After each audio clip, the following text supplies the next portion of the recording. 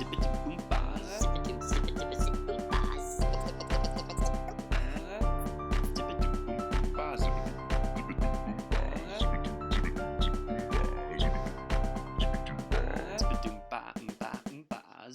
everyone, my name is Reese Lindmark and you are listening to The Reese Show.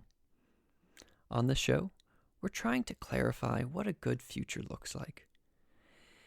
I know we're all a bit sad about late-stage capitalism, and we want to transition to something, but we don't really know what's next. So, on the show, we interview experts about what is emerging, this beautiful future vision that we can all lean into. I hope it gives you a sense of purpose and clarity about the future. If you like the show, feel free to do something about it. You can leave us a 5-star review. You can tell your friends. You can name your first child Reese. Whatever makes you happy. And if you really dig it, we have an online school called Root, where we help folks understand these root level systems to find our route forward.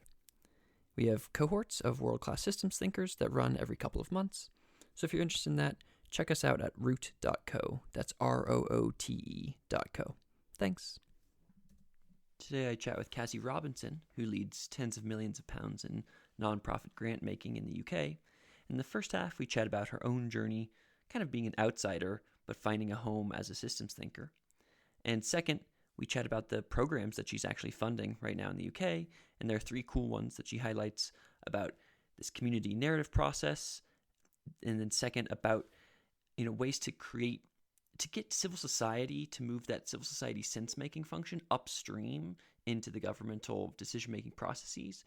And then third, how Cassie is applying this technological transitions framework from Frank Giels and applying that to her work by empowering new niches to form new kind of niches of innovation. So it's good stuff, and especially if you're into systems thinking, it's a great episode. Hello, listeners. Today I'm excited to chat with Cassie Robinson. Cassie is the senior head of UK portfolio at the National Lottery Community Fund, where she heads a £60 million a year fund, including the Climate Action Fund, the Digital Fund, and exploring new approaches.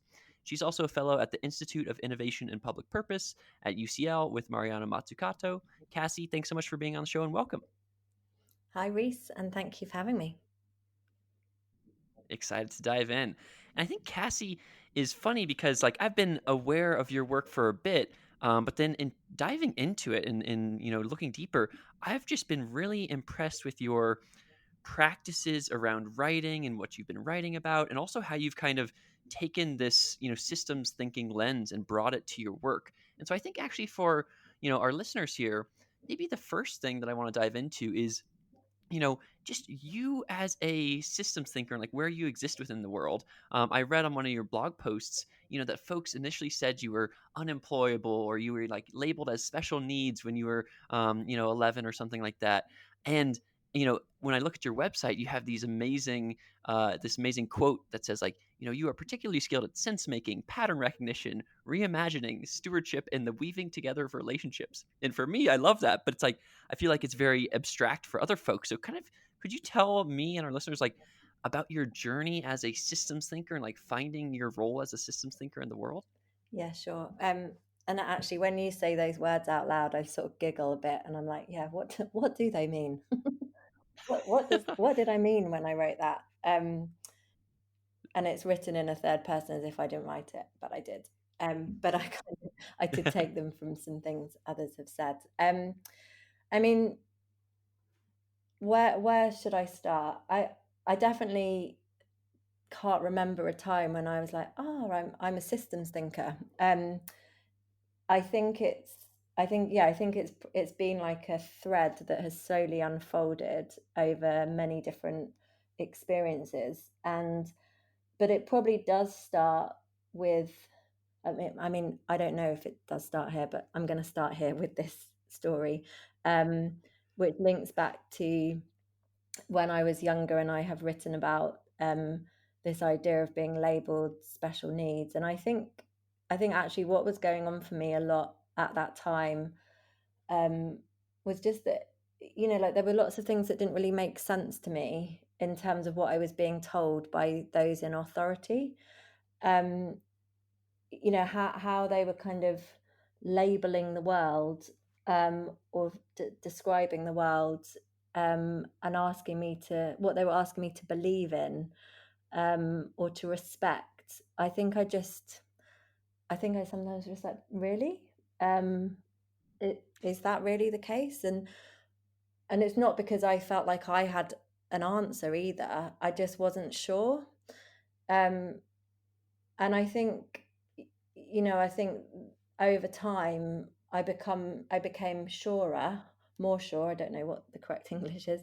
I became more certain that a lot of the things that people described as being certain just were definitely not. There was no certainty in those things. Um, and actually, I think I probably did have, and still feel I have, like, quite a strong sense of intuition about, is that really true? Is what's my gut really telling me here? That doesn't sound very authentic. That person's not really being real. So I think some of that was going on too. And so I think, and then I sort of grew up, with lots of norms not existing around me, where, my parents got divorced when I was 5. There was lots of these sort of truths that were the norms that just weren't very true in my life. So I think that also means you question, what is true and what isn't, what to believe, what not to believe.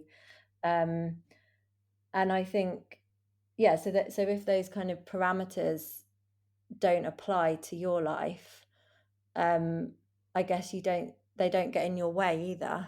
Um, and I think that's probably why I didn't, well, some of why I didn't feel, like I needed to follow a particular path, or that I wanted to, because I didn't really see a particular path in the way that maybe some of my peers did.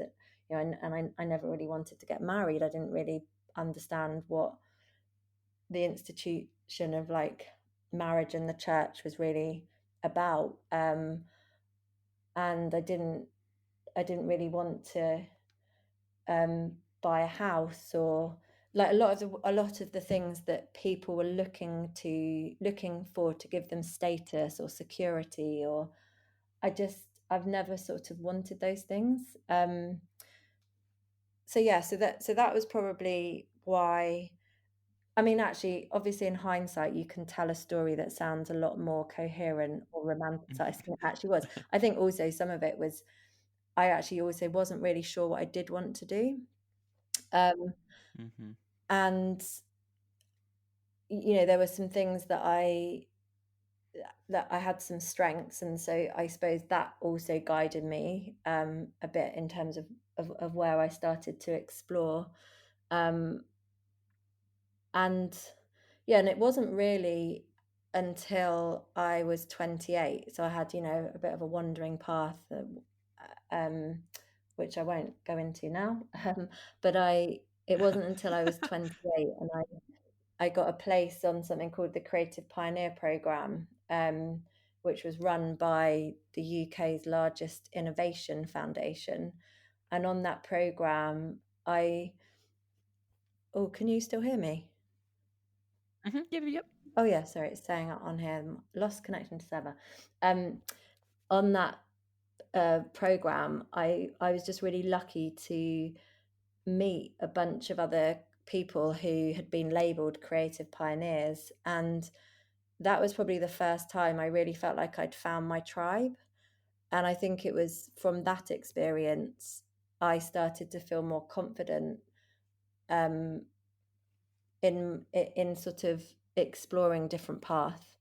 And then, yeah, I mean, that's kind of the first part of the story. I don't know how much more I should go on about that. Yeah, no, that's great. I think it's interesting to hear about, well, A, as you're just kind of being, as you're in childhood, being labeled special needs. I know for me, I remember, like thinking like, oh, where am I on like the spectrum or something like that, and not quite, fitting in, and then that feeling. And for you, it's cool, when you were 28 and you're like, oh my God, there's these other quote unquote innovators or whatever, and they're my tribe, they're my people. And so finding, when you grow up, feeling like you're not part of the quote unquote normal, and then knowing that your people are out there in the end is a really, it's a nice feeling.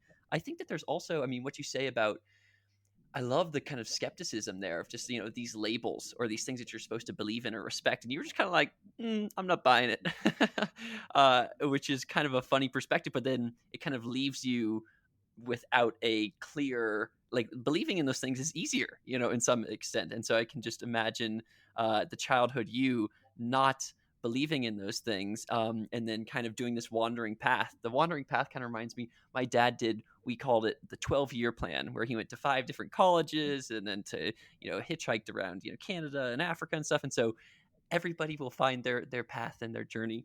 Do you think, one thing actually that this makes me think of is, for you, I read you have a nice blog post recently about kind of your 2 years at the national, where you say all 4 words, the National Lottery Community Fund, and how it is a, how for you, like, finding your people within philanthropy. Can you talk more about what that has been like? Because, like, philanthropy is like, it's a lot about status games and kind of, the networking and mingling. So tell us about that journey. Sure. And one other thing, actually, if it's all right to just come back Hmm.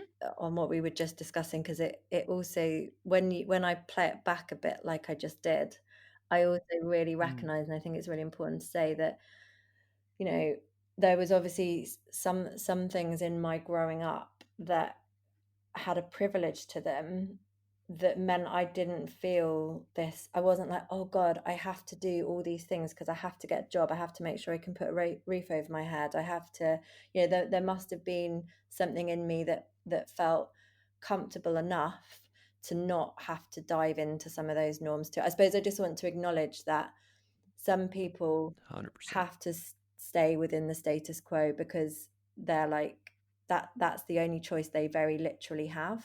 And that, I mean, I didn't grow up in any kind of affluent, like, we were very not working class, but kind of lower middle class. I was the first person to go to university in my family, um, and I went to a normal state school. We lived in a, like, I didn't have there wasn't a lot of affluence, but I definitely had a sense of security in terms of, like, love from my mum, and I felt secure. Anyway, it just felt important to acknowledge that because Hmm. I think. I think it is. Mm, Yeah, you need that strong foundation, or, like, yeah, if your basic needs there are met, then you can kind of do the more exploratory stuff, versus, yeah, if you just need to focus, if you have a scarcity mindset, need to focus on getting food, or, all those kinds of things, then it's like, yeah, it's a lot harder to kind of take a step back and go against the status quo. So totally agree, and like that you yeah. highlighted it. So yeah, philanthropy and finding my tribe. I mean, actually, I just wrote a post this week or last week. I lose track of time in a global pandemic. But I haven't really found my tribe to some extent. And that's also, I don't want to say that as if there's not lots of amazing people working in the world of philanthropy. And Mhm. I have met some amazing people and learned from some amazing people. Um, I think there's a couple of things I've come to realize, which is that I found myself in these groups in these membership networks, and actually the National Lottery Community Fund is not a philanthropic body. We're not a private foundation. We are public money. So in some ways, I would be more suited to sit in a local government kind of conversation, or a central government conversation, or anyone that's actually commissioning and like grant funding with public money, because the kind of constraints and the accountability is very, very different.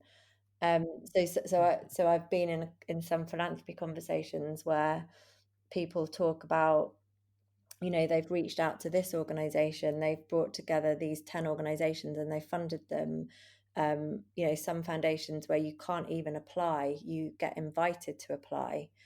Whereas at the National Lottery Community Fund, we have to only do open funding programs. Our funding is for everyone. We can't reach out to people and say, here, we want to give you some money, because that's solicitation. So I think that in itself has made it harder to find common practice for me in that world. And then I Mhm. think the other thing, and again, this is a very broad sweeping statement that is obviously not true across the board, but I haven't come across many people that have the diversity of experience that I've had, that have come into the funding world having already set up their own organization, so they understand what it's like to fundraise, to sort of be on the other side, or who have that sort of entrepreneurialism, or people that have had the experience of, working partly inside government or in a big corporate for some of the time. Or it's because I have just worked in lots of different contexts, because I've had this very messy, non-linear path. It means I bring a sort of plurality to my thinking on where philanthropy needs to head. And I find there's actually some quite binary kind of communities within philanthropy, and I found that quite challenging. Yeah, that's interesting. I think that I mean, on the community foundation side, it is, or I mean, as you say, there's kind of the folks who are in the organizations where they can give, they're like, giving away family money or something like that. It's much more of kind of a private thing, while yours is kind of more public sector. And it reminds me of, I mean, and I don't know that much about community foundations. I know you're not a community foundation, but is there more alignment with community foundations, perhaps? um I mean, I guess there is, in the sense of that's local money going back out locally. But I mean, I Hmm. realize I probably don't know as much about community foundations as I should do, but I'm not sure that I mean, they certainly don't have the same relationship to government that we have. So they don't get audited. They are not under public scrutiny. So I feel like there's something still quite different in just the governance of us versus a community foundation. Um, the things that might be similar are, yeah, there's a similar potential, like, feedback loop between local money going back into a local place. Um, but the few community foundations I have some connection with, um, I've not felt a huge alignment. But that, like I say, I suspect that's because I just haven't spoken to enough of them. No, and I think it's interesting though as well because, as you say, and it is different. I mean, the situation that you're in is kind of a unique situation where it's public money going back into public communities with all of the kind of government oversight. So I think it's different than a lot of than a lot of Mm. foundations. The other thing that you're talking about, yeah, I think the the plurality of perspectives there and being able to think from this kind of know what it's like. It's kind of like in the the VC world where it's like you want your VCs to have been founders Mhm. beforehand so they kind of know where you're coming from. I think that you have some of that there as well. One thing that this makes me kind of kind of zooming back out to the systems thinking as a whole kind of discussion. Do you have any advice for if there's a young 15-year-old or 20-year-old or 25-year-old listening to this podcast now who's kind of finding their way in the world and is like, oh, I'm kind of weird, or maybe I like systems or whatever. Do you have any advice for them? Do you mean advice in terms of, like, how to feel? How to navigate one's own identity and navigate, the professional world that might not fit them as well. I'm just also thinking about myself and as like, I never felt like a company was right or so advice for kind of like a young person who knows they're, a bit odd or whatever and is trying to find their professional path. Mm. Um, so I think there's a few different things. Um, on a really sort of personal level, we just actually published some tools last week called, I think the URL, I guess I can share it with you, is like Mhm. uncertaintimes.community.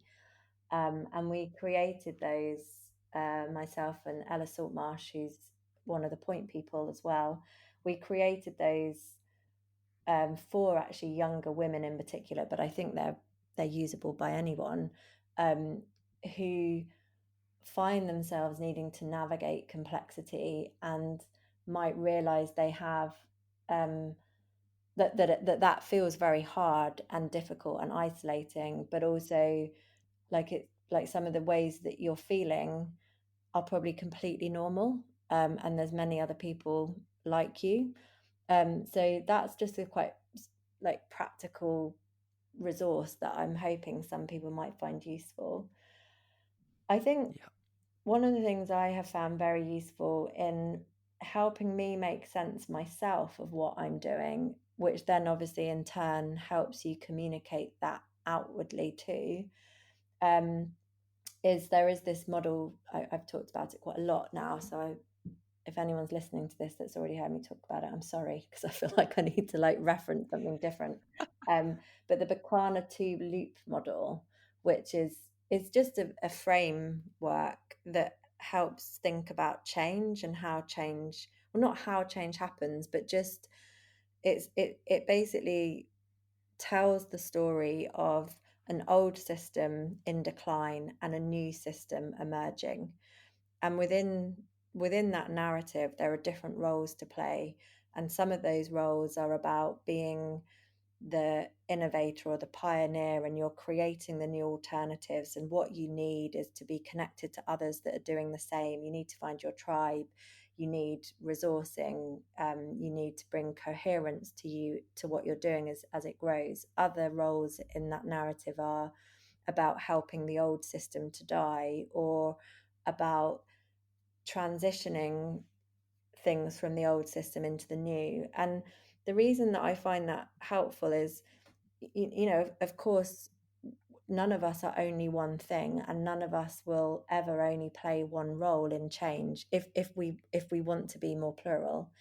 Um, but we can't always be everything all at once in each context. So I've just found that, you know, as I've moved around in these different ways, and in a way that has been quite difficult to sort of put me in a box and give me a label, what I can now do is tell the story of my journey in relation to that model of like, well, actually, when I was setting up Tech for Good Global, I was being a pioneer. I mean, I think that's a bit grand, but I was sort of trying to, you know, I was actually trying to bring coherence to things that were emerging in the new system. We were doing narrative work at Tech for Good Global.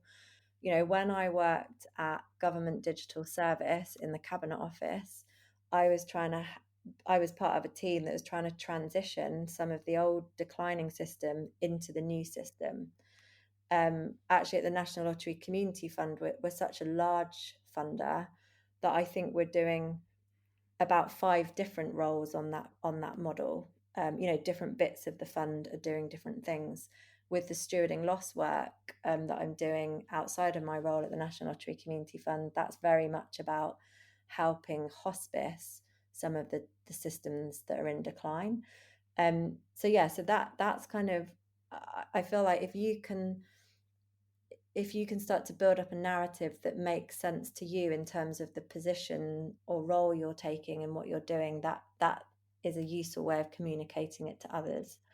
And one other thing I would just say is, well, again, it goes back to narrative. If you are a 15-year-old who just knows, and I use the word knows from a deep place, you know, if you have that knowing, if you have that understanding of the interdependence, the interconnectedness, the way the world is very much, we are very entwined, then, you know, like that, there are ways you can explain that to people who you're looking to hire you.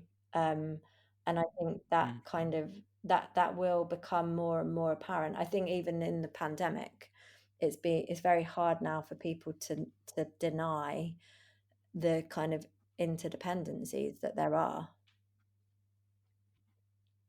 Totally. Yeah, that's cool. I think so. I'll share those three things. The uncertain times community. I'll definitely share that as a like a framework that a tool that people can use.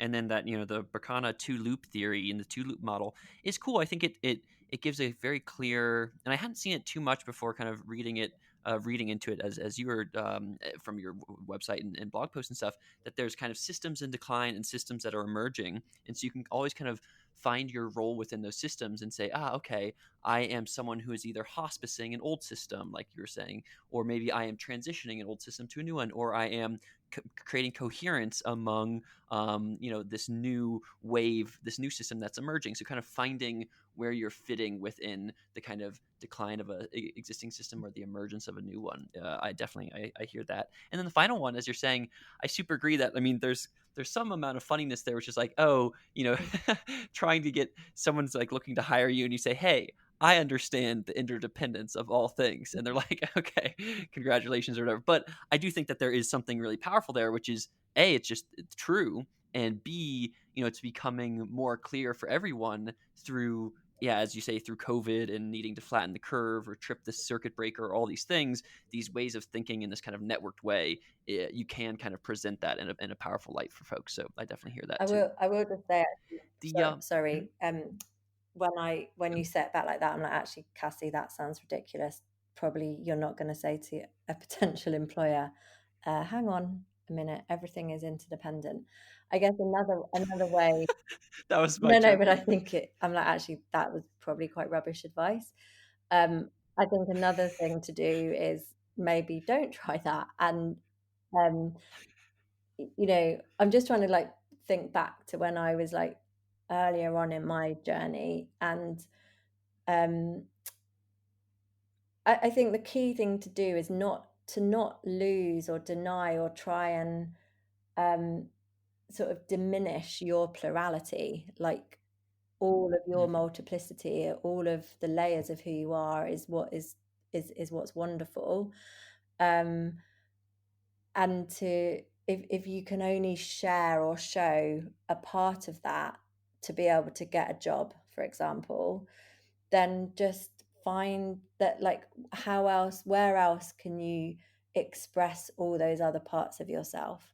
And actually that, I definitely took on pieces of work over the last 15 years where I would describe myself as, oh, I'm going to be a user researcher because actually that's the role they're looking for, or I'm going to be a service designer, or but of course I'm much more than those things, but I found other expressions for those other parts of who I was. So Totally. yeah, that's a better answer, I think, than I love that. No, I think that that's a good. I think that there's and that both of them are just, one is the straw man of it and one is the steel man of it. And the straw man is like, oh, I have my inherent multiplicity and plurality. Like, you should hire me. And that's obviously the sad version. But then the happy version, the one that you said, which is like, hey, look, don't diminish those parts of yourself. Don't say, oh, I need to fit in the box now and I will be some kind of one dimensional automaton or whatever. Not like other folks are like that, but so instead embracing those sides of yourself, but understanding that you may need to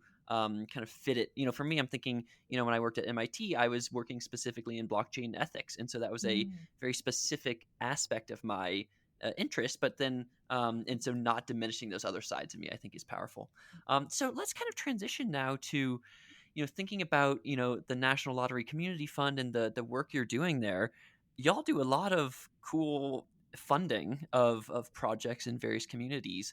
And I guess I want to start by just asking you, like, what is especially alive for you right now? Is there some part of your work that you'd like to chat about, or something that you're wrangling with or wrestling with? Because you do so many different, you have so many different buckets and funding mechanisms. Like, what's kind of live for you right now?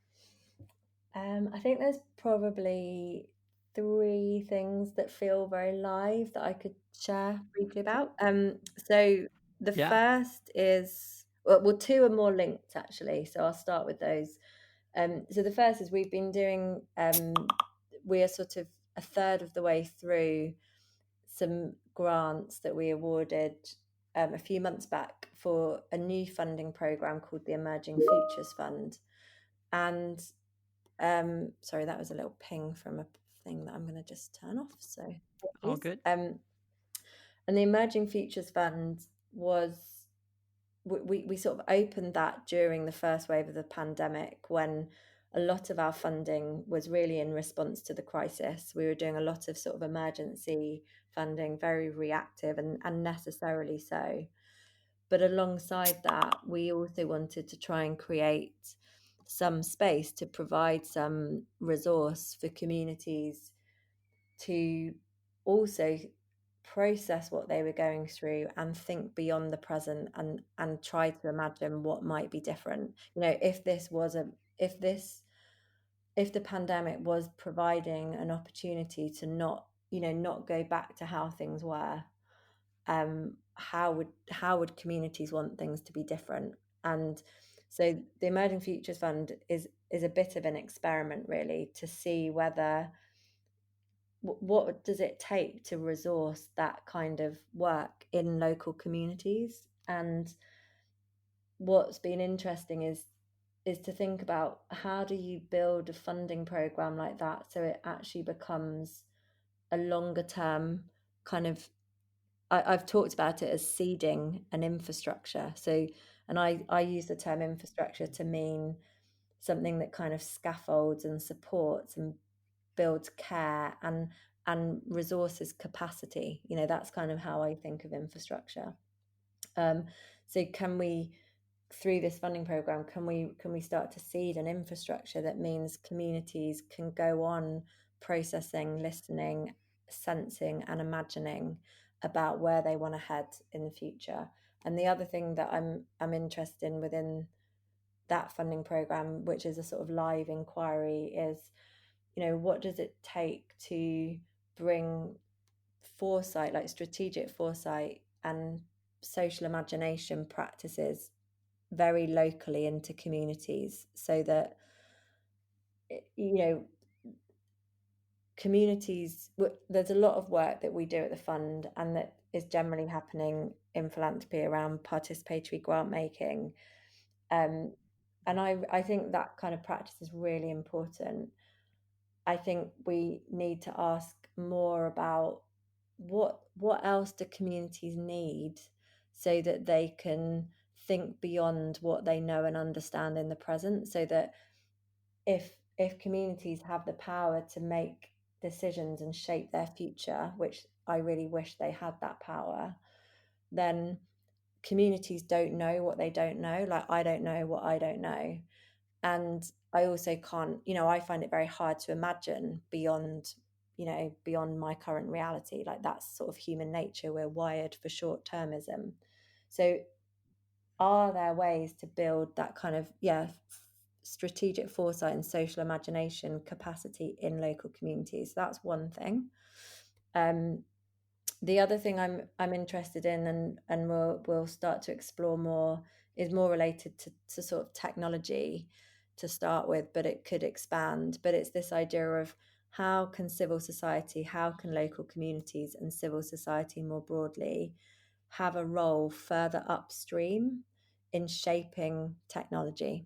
So we tend to, in the UK, think of civil society as the play, as the kind of, that's it's where problems are solved. It's like they're downstream. Charities like help people when they're in need.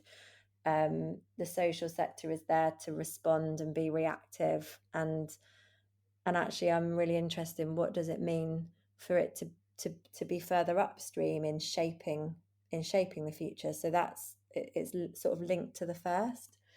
And again, I don't know how to do that yet, but we'll be doing some experimenting around it. And then the last thing that's very alive and that I'm really excited about is that we are in January opening a new funding program that is looking at very long-term funding, so 7 to 10 years, and talking much more about, how do you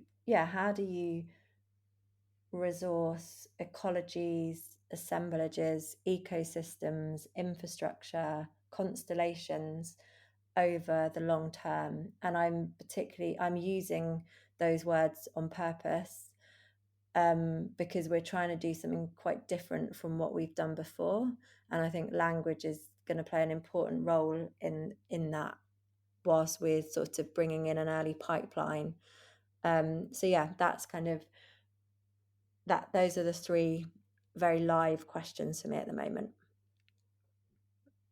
Love it, love it. I mean, my we're on an audio recording right now, but if you could see my face, it would be very like excited and hyped about all those things. So I think there's, I mean, I just want to repeat them for a second for folks. It's like, yeah, there's the emerging futures fund, and and getting people to, it just, COVID was such a thing that kind of brought us into the short term and made us, really think about the emergency in the current moment, but it also allowed us to kind of, with that V-shaped recovery, to not only have it, to have it also be on the Z axis, and to say, okay, if we want to have a recovery here, what are these new awesome futures that we can build from now that we're coming from a place, of more, a crisis. And so how do you, I think that what you're asking there is so interesting around how to create kind of foresight, and imagination within communities, and kind of build that infrastructure for communities themselves. I mean, you can imagine it being the case that blocks or neighborhoods or what have you had the ability to had these like amazing live rituals and practices to imagine, beautiful new futures for themselves. How are you kind of, what does that actually look like? Is it, is it like town hall meetings with folks, or like how are you kind of helping people imagine different futures? So it's such a range of different things that are happening, and some of them are barely happening yet. So, but they will be happening over the coming months. So we've funded 52 different initiatives across the UK, and some of them are happening very very locally, like around one small neighbourhood in Cardiff in Wales, and some of them are more national in scale. And with with each of them, we did when we for the application process, we did ask people to apply partnering with or already having some kind of expertise in some of those practices, and that's an uncomfortable thing, because you know the growing trend in philanthropy would be to say, well, I don't know, that there can be quite a dismissive um attitude towards expertise and specialist expertise, because there's such an emphasis on lived experience. And I'm not saying that's wrong, I just don't think it's the only thing. And, I think we need a combination of lived, learned, and practice experience. It's the combination for me of those things that's really powerful. And so we have most of the grants have partnered with people that, yeah, like have some rigor and methodology in terms of how to do social imagination, or um, strategic foresight, or systemic narrative work, but because those things are a craft, and we wanted, yeah, we wanted to bring those kind of practices and craft into the work. How that's going, we just had an update from a couple of projects yesterday, actually, because they came to speak at my team away day. And yeah, some of the work's incredibly moving. And there's a town, I don't know if it's a town, I'm probably going to get this wrong, but there's a place called Barrow in Furness, which is up in Cumbria in the north of England on the coast. And if you were to Google it, the stories about Barrow are like really bleak. It's portrayed as a place in decline, and it has really suffered from, austerity and the industry like leaving the area. There's lots of things that have not gone well for Barrow, and that's an understatement. But it's also, a beautiful part of the world. There's lots of amazing things about Barrow too, and that gets lost in this kind of narrative. And the local council there were one of the applicants, alongside a project called the New Constellation. And the New Constellation are bringing their framework, which is all about imagination and voyaging into the future. and they are working really closely with the community of Barrow, with the local council, and they've just had this amazing engagement from the community. They've had billboards up around the town. They set up a hotline, and I think one of the things they were most moved by is that it was actually a lot of younger men that have applied to kind of take part in the voyage. And what comes out of the voyage, which they're actually undertaking the first one next week, because they're working really closely with the local council, it will actually feed into the future of Barrow's plans. It will feed into the town plans. So it really will shape the future of the town. So that's just one example. Yeah, that's so cool. I think that I mean, it's an amazing, as you note, 52 different projects. So there's lots of different things happening at micro and macro scales. But that one seems like an amazing little piece there. It's like, hey, you have, yeah, if you Google it, it's like, oh, it's declining. It's like, in America, like our Rust Belt or whatever. It's like, how can we actually, do something where we create and even the word voyage is an amazing way to do this. And thinking about, the young men in these towns and saying, hey, you're going to be part of this voyage. It's actually going to have an impact on your community. That's a really, really powerful story. So that one sounds amazing and cool. The second one is I super agree with this one too, which is that, it's the tech and civil society piece where it's like, oh, you have technology, GAFA, Google, Amazon, Facebook, whatever, they build stuff, and then eventually it hits the humans, us folks on the other end, and then we can complain about it at that time. And the question is, okay, how can we actually move that upstream and say, no, no, no, civil society and like populations, and we should be a part of the creation of these platforms and not just be impacted by them when they make their decisions. What kinds of things are you thinking about there in that kind of like the civic tech, digital civil society space? I think I still don't know quite what the answer is, but one of the things that we're trying, actually, this is not part of the National Lottery Community Fund work. This is something that we've been doing with the Co-op Foundation and Luminate. But there's a new fellowship that we've been running in Manchester called the Community Tech Fellows, and that's really trying to see how like leaders in the community, so people running community groups, like very local civil society, not the kind of think tanks or the intermediaries or the academic institutions, which tend to be very well resourced to get involved in the kind of tech ethics stuff.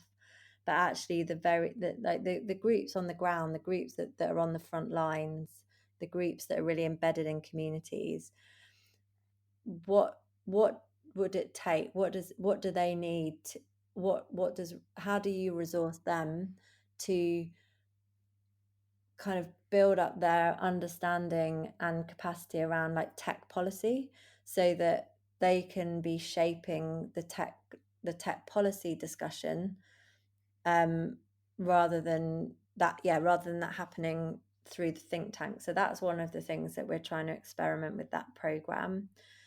I think the other thing which is more the National Lottery Community Fund end of things, is trying to work out what does it, it's almost like as another piece of civil society infrastructure. In the UK we have something called 360 giving, which is a good example of a piece of sector infrastructure that has been about foundations, funders opening up their funding data, so that you can see who's funding what where. And that's a really useful piece of sort of intelligence, if you like, for the sector. And so we're thinking about, well, what would a kind of foresight observatory be? Again, that sounds a bit grand, but I think we haven't figured out what to call it yet.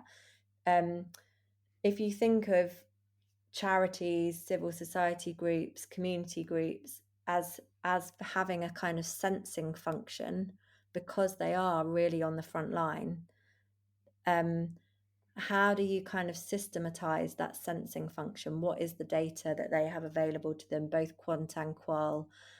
And how can that be like this collective intelligence that is used further upstream to feed into like policy, like in government, and feed into how technology is being designed and shaped by the big tech companies, etc. So that's what we want to sort of prototype. Don't quite know exactly what it's going to look like and how it's going to work yet, but that's what we're planning. It's almost like, civil society as a yeah, a big collective intelligence radar sensing machine observatory thing. Totally, totally. Yeah, I mean, I think it's funny because it's I agree with like what word should we call this, but I super agree that there's something amazingly powerful here, which is kind of, you can think about, surveys, in the US, the, Gallup polls started, I believe, in the 1900s, and they started to, actually tell people, okay, what do people like? What do they want or whatever? And that's also when stuff like the public relations and things came around too. And so you can imagine the kind of, now that we have technology and things like this, how can it be the case that we're making the sensing layer that allows, I'm reminded of, for me, I was voting in California, and there were a bunch of propositions, and it was hard to know which ones to vote yes or no on.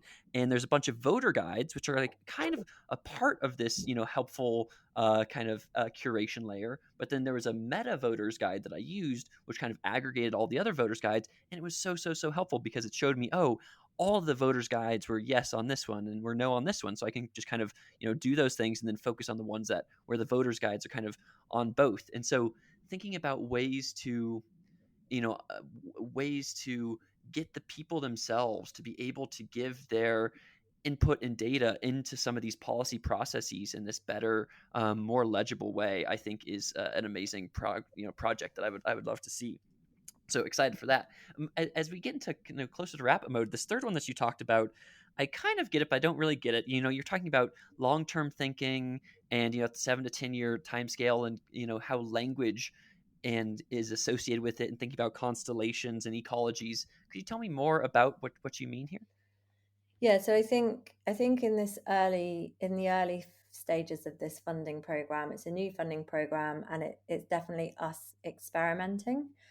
But I think what a key part of it is to think, not to think in terms of organizations, charities, problem areas, themes. It's more about where do we see where do we see new work emerging, and it might not be really new, but where do we see like community um, emerging that is doing something that will deepen and grow over time, that is going to be building a kind of alternative system or building really important public everyday infrastructure. And that's, so a lot of funding, you fund a charity, you fund, we want to address violence against women, so we're going to fund this charity because that's what they deal with. Or um, you might just fund like one community group. And this is a way of, firstly, not funding individual projects or organizations.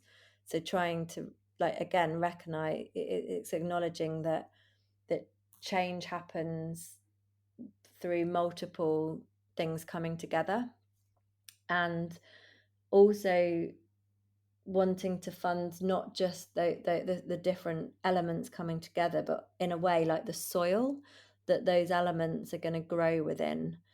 And probably ecology is the easiest word to describe, in the sense of, so it might be an initiative, a group of people or community groups coming together in a place, and the the ecology is kind of growing and assembling more and more to it over time, and it takes on different forms, and it's building a new narrative, and it's kind of, I can only almost see it in a visual way rather than having some of the language, and that kind of how to fund that, and it also, it needs to be, it needs to live, it needs to keep alive.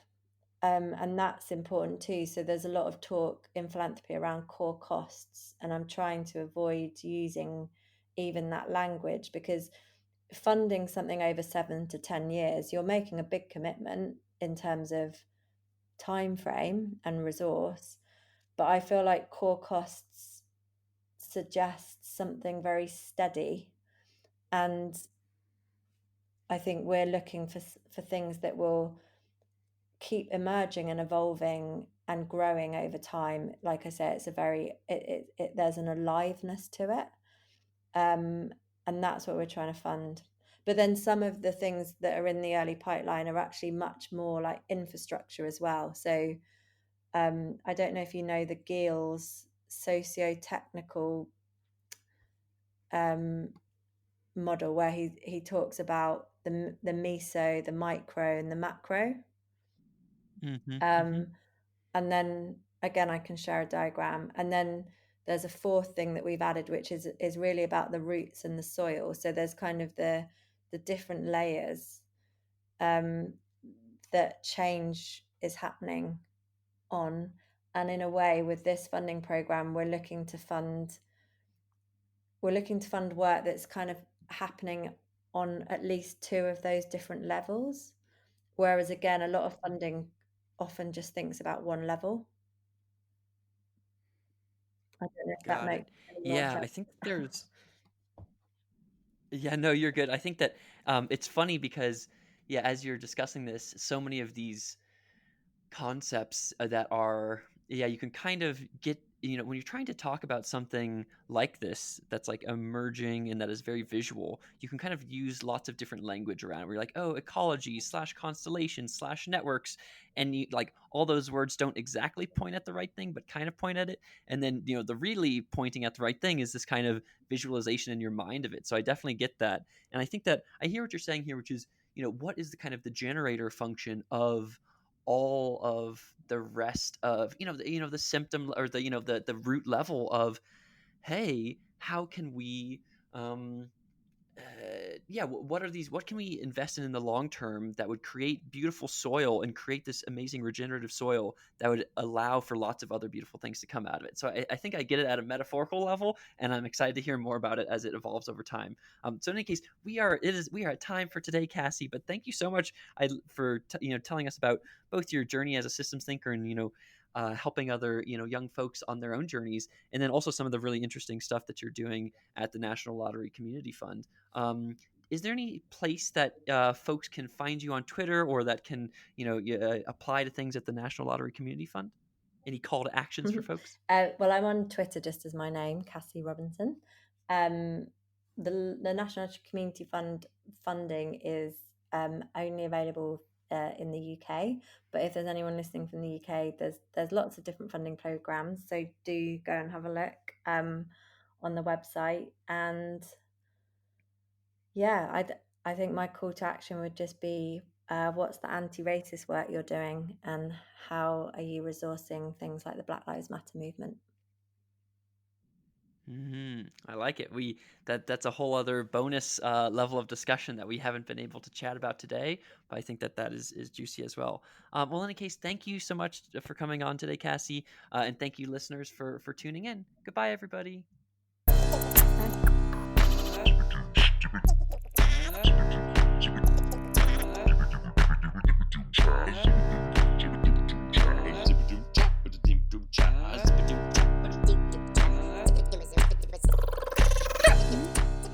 Hope you enjoyed that episode.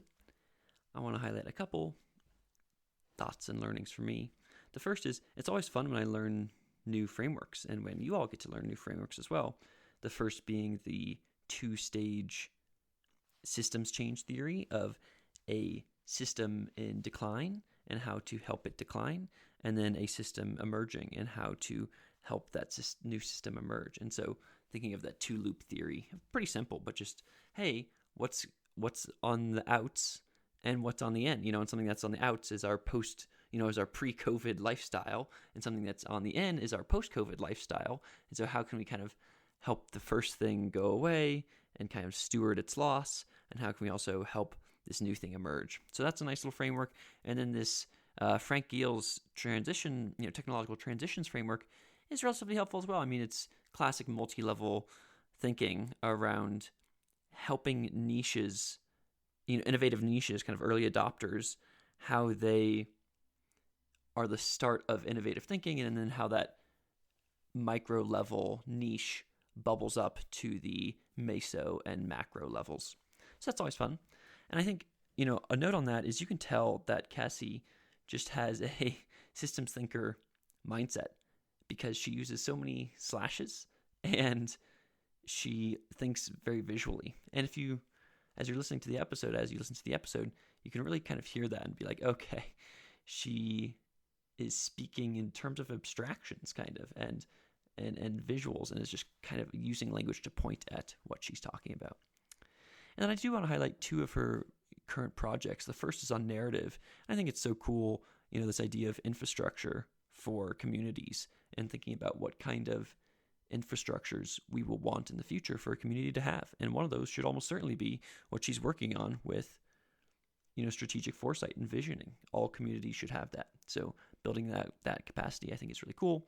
And I think that it's cool how she highlights, both how she accepts and loves, the lived experience perspective, and also thinks that it might be a bit too much right now, and that expertise is powerful. And as she notes, I liked how she differentiated between lived experience, learned experience, and practiced experience. And they're all helpful and powerful in each of their ways. And then her second big project there of, tech and civil society. And I think that you can see this as part of the general API between the population and the state. And traditionally, that API has been illegible and coarse. But, with things like Gallup polling and, occasional voting for representatives. But as we go forward, with GovTech and Civic Tech, the API between what people are on the ground doing in communities and civil society, and for them to both percolate their sense-making up to the decision makers and to say, hey, here's what's actually going down out here. That process needs to happen. And in addition, we need to have the other process, which is when decision makers want to decide things, we want to give the people on the ground, the communities, a clear understanding and empowerment of what they're actually deciding on. And so we need both of those parts of that feedback system to get better. Better sense making from the bottom up, and then better curation of voting, kind of, or of information on what we're voting on from the top down. And there are a couple proto examples of this out in the world. Often Taiwan is given as an example here, but I'm very excited and would love to learn about more things that make government better for everybody. So excited for that, and excited that Cassie's working on it. Okay, bye.